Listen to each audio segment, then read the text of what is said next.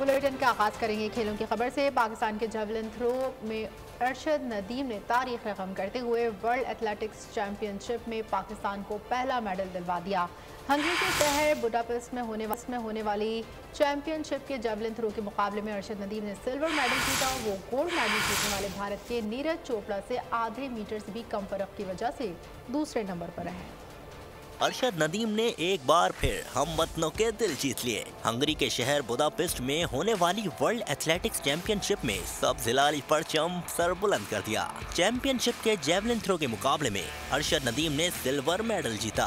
वो gold medal जीतने वाले भारत के नीरज चोपड़ा से आधे मीटर से भी कम फर्क की वजह से दूसरे नंबर पर रहे। वर्ल्ड एथलेटिक्स चैंपियनशिप के जेवलिन थ्रो फाइनल में अरशद नदीम ने तीसरी बार में 87.82 मीटर की थ्रो की, जो तमाम थ्रोज में से उनकी सबसे बेहतरीन थ्रो थी। ताहम वो 88.17 मीटर की थ्रो करने वाले भारत के नीरज चोपड़ा को पीछे न छोड़ सके। अरशद नदीम ने पहली थ्रो में 74.80, दूसरी थ्रो में 82.80, तीसरी थ्रो में 87.82, चौथी में 87.15, जबकि छठी थ्रो में 81.86 मीटर तक जेवलिन फेंका।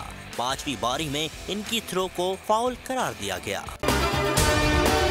अगर आपको ये वीडियो पसंद आई है तो हमारे चैनल को सब्सक्राइब कीजिए और बेल आइकन पर क्लिक कीजिए। सब्सक्राइब करें और बेल दबाएं ताकि कोई खबर रह न जाए।